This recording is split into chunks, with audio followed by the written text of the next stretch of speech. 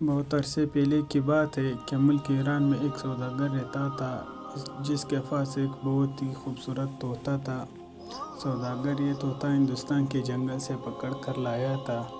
طوطا بہت پیاری پیاری باتیں کرتا تھا اور سوداگر کو بہت عزیز تھا۔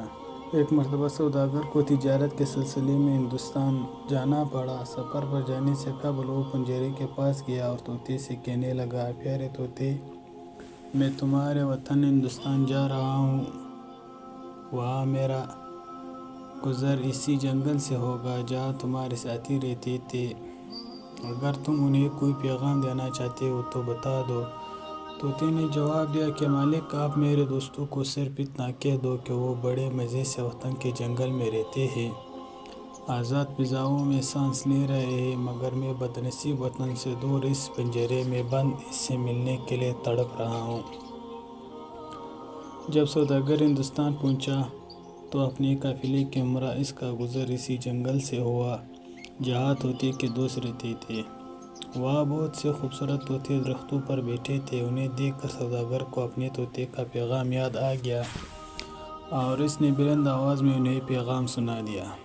جیسے ہی سوداگر نے اپنی بات ختم کی تو ایک طوطے کی حالت خراب ہو گئی۔ وہ بری طرح تھرتھرانے لگا اور درخت کی شاخ سے گر کر دم توڑ دیا۔ یہ دیکھ کر سوداگر کو بہت افسوس ہوا۔ اس نے سوچا کہ شاید یہ میرے طوطے کا قریبی رشتہ دار تھا جو اس کا دردناک پیغام سنتے ہی چل بسا۔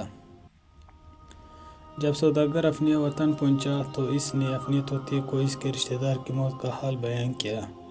سوداگر کی بات سنتے ہی طوطے نے جھرجھری لی اور پنجرے کے فرش پر گر کر تڑپنے لگا۔ تھوڑی دیر میں اس کی آنکھیں بتھرا گئیں اور جسم بے جان ہو گیا۔ اپنے پیارے طوطے کی موت پر سوداگر بہت غمزدہ ہوا اور اس نے خوب آنسو بہائے۔ پھر اس نے پنجرہ کھول کر طوطے کو باہر نکال کر پھینک دیا۔ جیسے ہی سوداگر نے طوطے کو پھینکا، طوطے نے پڑپڑائے اور قریبی درخت کی شاخ پر جا بیٹھا۔ یہ دیکھ کر سوداگر بہت حیران ہوا اور طوطے سے کہنے لگا کہ اے بے وفا طوطے، میں تجھے کتنا عزیز رکھتا تھا، تو نے مجھے خوب دھوکہ دیا۔ طوطے یہ سن کر بولا، تم مجھے اس لیے عزیز رکھتے تھے کیونکہ میں اچھی اچھی باتیں کر کے تمہارا جی بہلاتا تھا، مگر اے بیوقوف انسان، تم نے خود مجھے وہ ترکیب بتائی جو میرے دوست نے کھلا بھیجی تھی۔ میں نے اس پر عمل کیا اور اس کی طرح مردہ بن گیا تو تم نے خود مجھے اپنے ہاتھوں سے آزاد کر دیا۔ اب تم خود بتاؤ، جب سب کچھ تم نے اپنے ہاتھوں سے کیا، تو پھر مجھے برا کیوں کہتے ہو؟ یہ کہتے ہوئے طوطے نے اپنے مالک کو الوداع کہا اور گنگناتا ہوا اپنے وطن روانہ ہو گیا۔